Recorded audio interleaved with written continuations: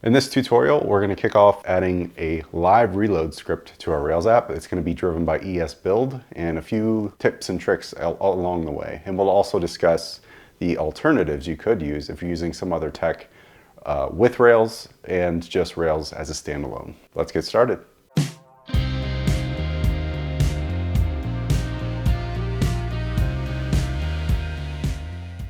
So at the time of this recording, there's no default way to have live reloading in your Rails app. And a lot of frameworks out there, especially front-end frameworks, pretty much have that solved. They use hot module reloading, I think is the trend. And that works pretty well. You could actually integrate it with Rails with other solutions. I'll go about telling you here in a little while. But the focus of this tutorial is to add an esbuild driven solution that's my preference. So there's going to be other solutions out there that might be your preference, but this one is geared towards a slight simplified version of a JavaScript configuration using esbuild to cast a new event to the app in a new server that we host essentially. And then from that, the Rails app can listen to that server when something changes and then refresh the page with a traditional like JavaScript document reload function. So it's really basic at the end of the day, but getting the apps and the servers all set up is the part that's confusing.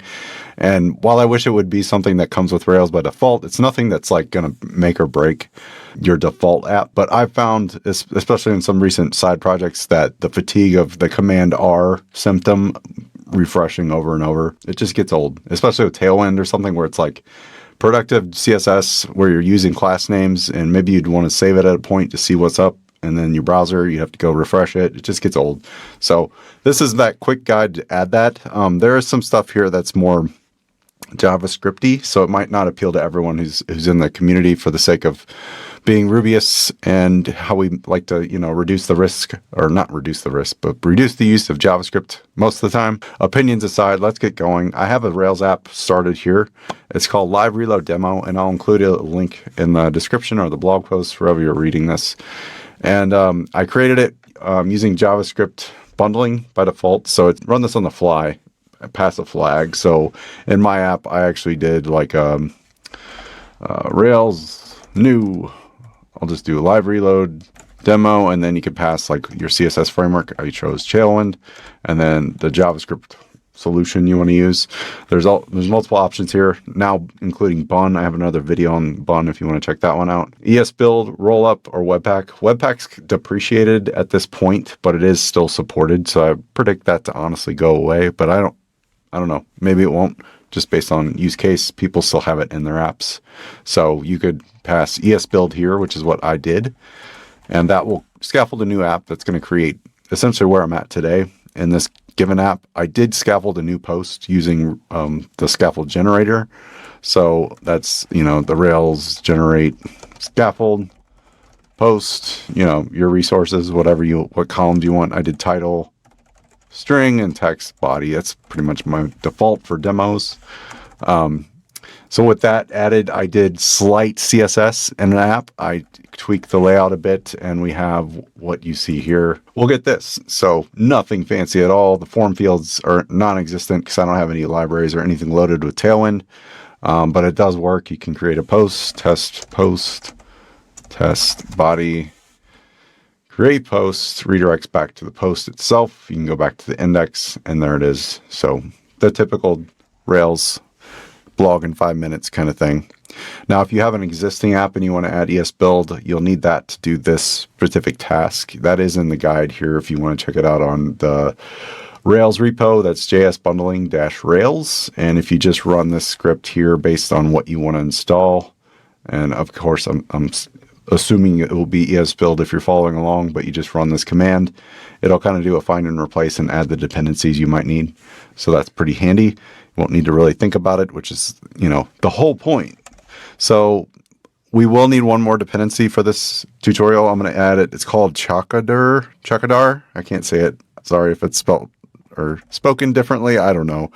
Some funny names. So it's spelled Chokidar, and then I'm going to add it as a development dependency. So -d, and that will add it in our package JSON. At the very bottom, that's going to be dev dependencies in a JSON array, I believe. So if you want to go check that out, I'll show you what I mean. Modified this, you see it right there. Coming back to this, we will change this specific script coming up since we're going to use a new technique to create the configuration we need to run the live server.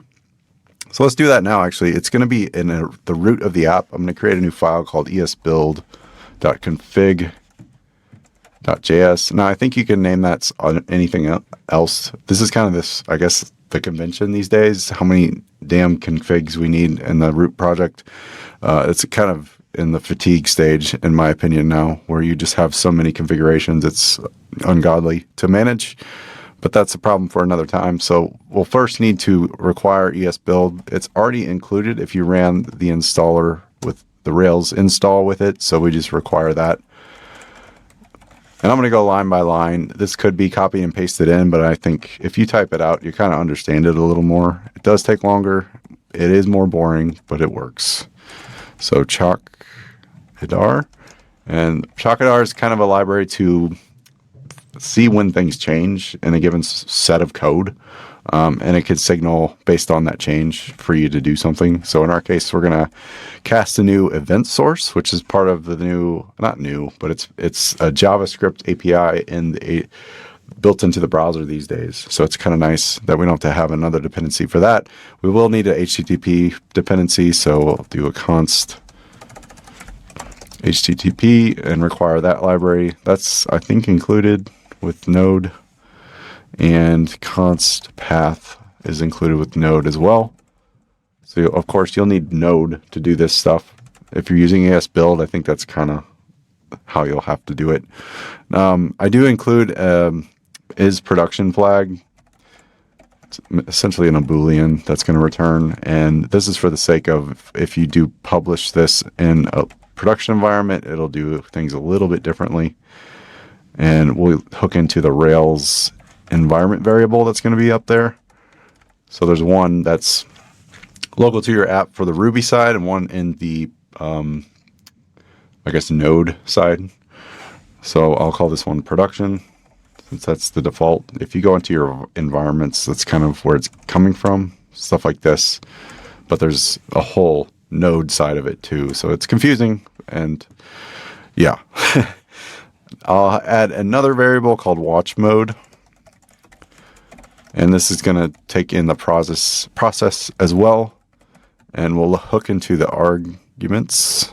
And if there's an included watch flag, we can hook into that and do something around that. Or look for one that's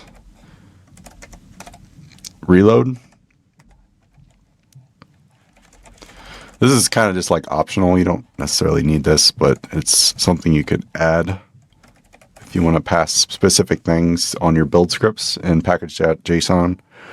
Then we'll have reload mode.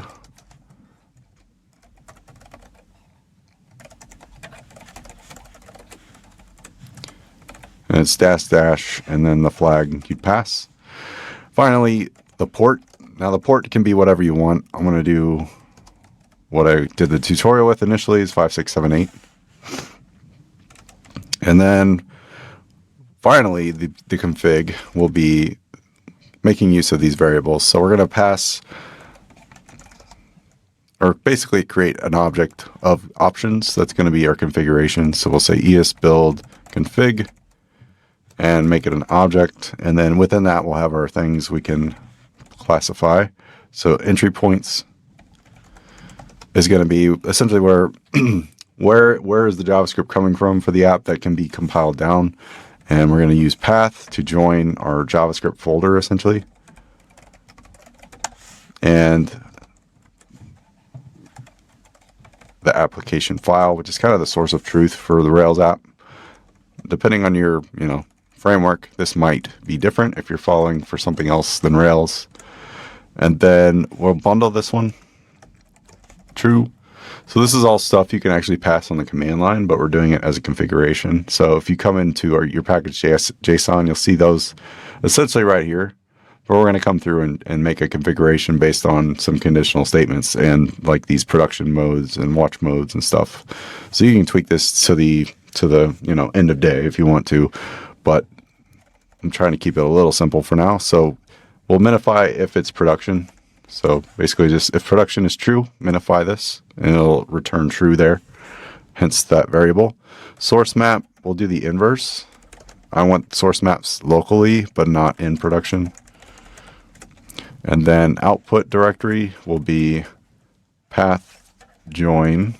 And then where we typically do our builds with anything JavaScript driven or CSS driven using those gems with Rails.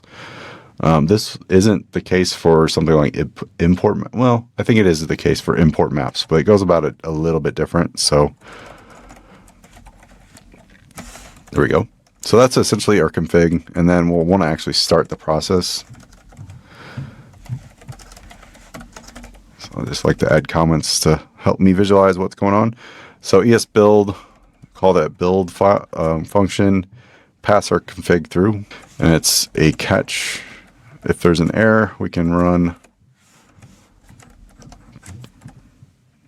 process exit 1, close that out, and we'll set up a simple HTTP server here. So I'll say set up a HTTP server for live reload. And this allows us to use cores and bypass some of that stuff, but it's a security thing, I think. So const clients, we'll add an empty array, and const server, here's where we'll set up the server. And with it, we can pass arguments of the request and the response. And it's going to be a function. And then here's our cores headers. You need to set these, otherwise you'll get some issues in your browser if they're not set. So our specific type, we need to allow origin for, we'll just say star, and you use this access control allow origin, pass the star key. And we'll do this for 2 more things. They're going to be different headers, so methods for this one. And it will be the actual requests types. So in our case, get with options. And the last is headers specifically. And we'll say content type. Okay, and then response, a request, excuse me, dot write head 200. It's kind of just explicitly setting the content type. So because we're going to be creating a new event source, we need to kind of pass that as the type. So event stream.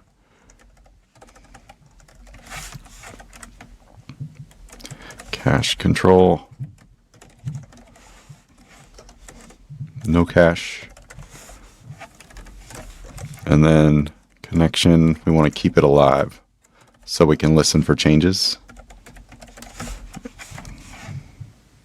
And then finally, we'll take that array, push,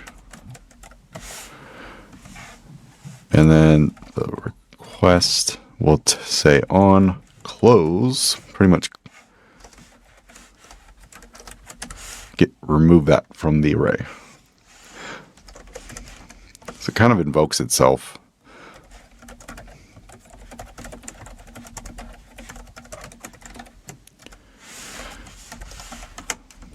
There we go.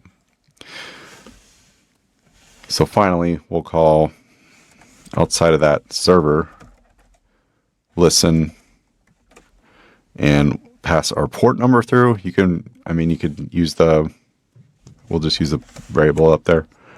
It gives us that. So I don't actually make use of these. I add them in case you wanted to, if you wanted to do different modes. And that would mean you would need to update how you call your configuration from this file, which we'll do in a second. But I want to finalize this file and add a watch using that library we added, that Chakadar library. So after this, the server will actually watch for changes, and we'll make use of that library. So chakadar.watch, and then in that you can pass an array of wherever you want to watch.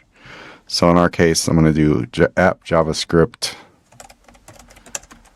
and there's a term for this, glob stuff, and then app views. The cool thing is you can hook into any folder, file, whatever, and it works. So you could even look in Ruby files, I think. So that's pretty exciting, instead of just specific JavaScript or front end stuff. Finally, we'll say on, just all the event. Do a function inside that. We'll call esbuild esbuild.config, and then clients for each client. Then we'll say client write data reload, and then new lines. Okay. And then you can just add a console log at the end if you want to make sure it boots up and does what it's doing. This is what I have in my demo running on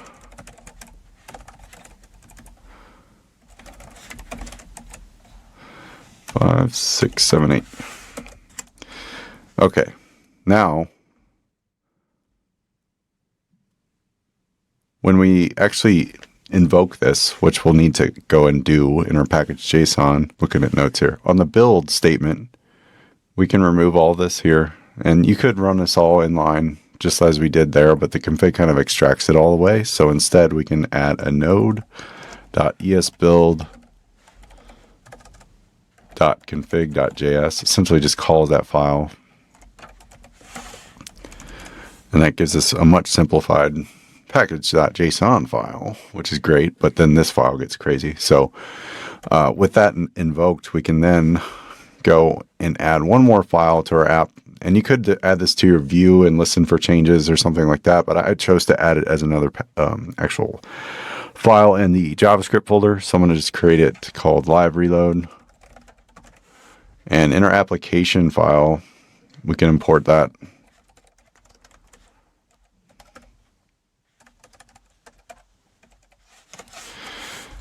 And then in that file, it's a pretty simple process.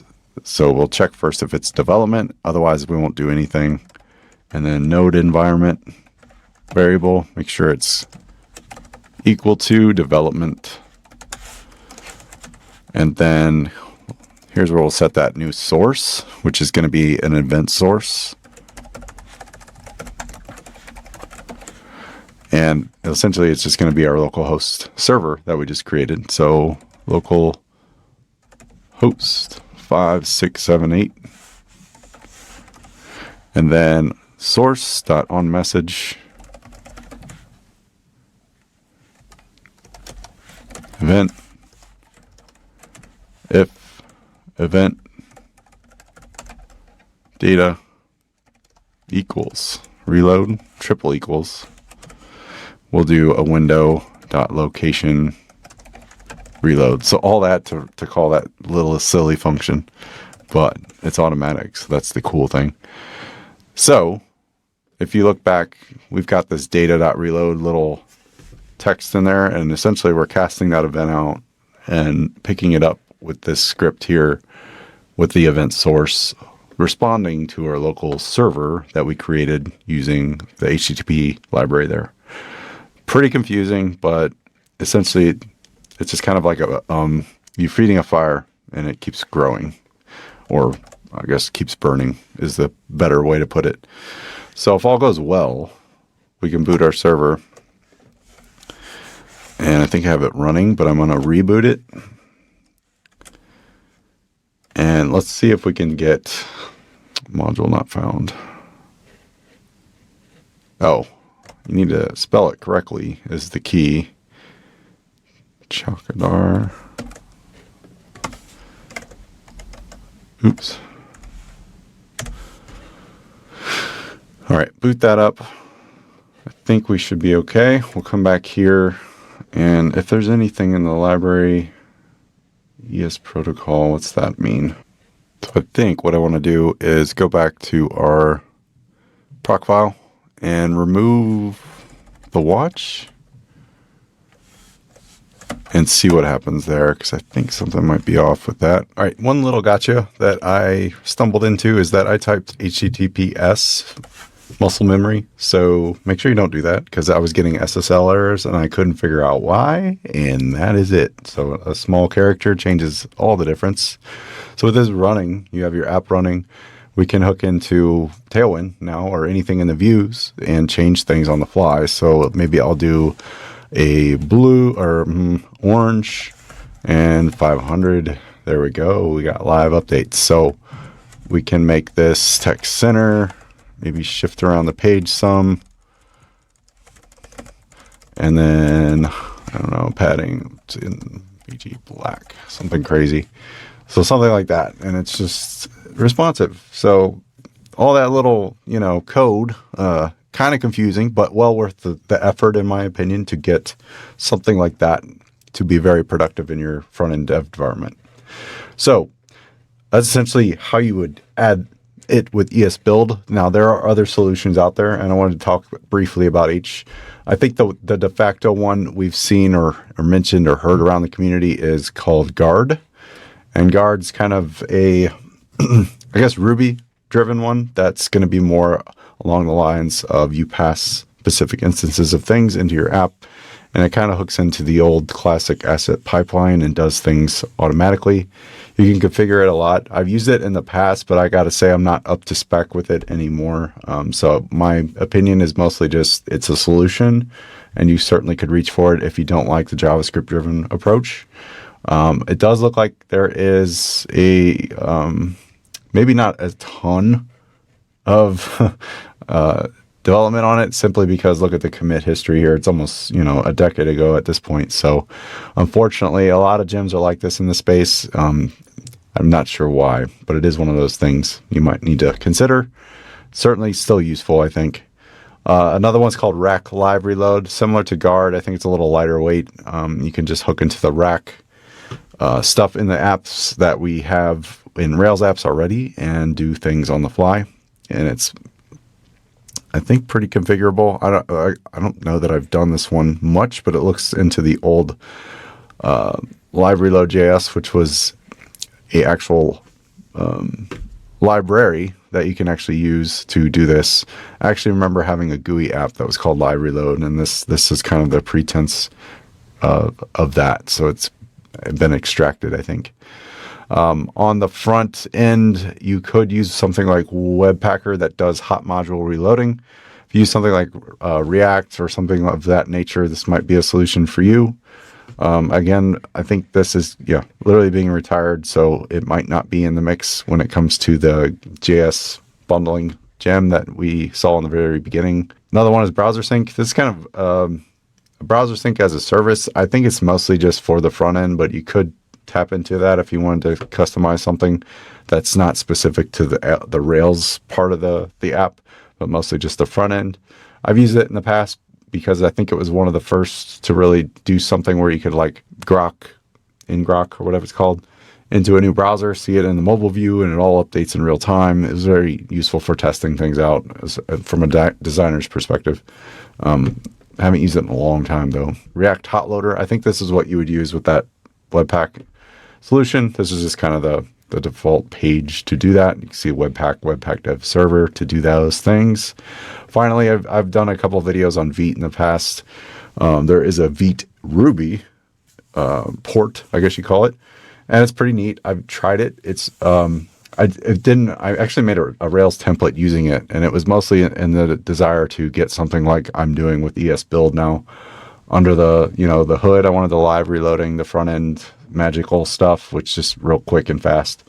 And so that is a route you could go. You have to buy into it. So it's one of those things where you can't just like remove, I guess you could. It depends on how much work you want to do, but you could set this up, use Vite on the front end and go to town there. And that's essentially it. So there's, I'm sure, stuff I'm forgetting, but I think those are the alternatives and the route you could go that really makes this a game changer. So I think over time, that little, those milliseconds of hitting Command R are, recaptured and can pay dividends in the better development you can do and be more productive, which is ultimately, I think it increases that developer happiness thing that Rails is all about. So hopefully this guide was useful. If you need the source code, it's going to be linked in my blog post and also in the video from the blog post. So check that out, download the GitHub repo, try it out. You can actually, make changes if you want to do different things on the fly. Mine is a bare bones approach. So hopefully it's useful, and I will see you in the next video. Peace.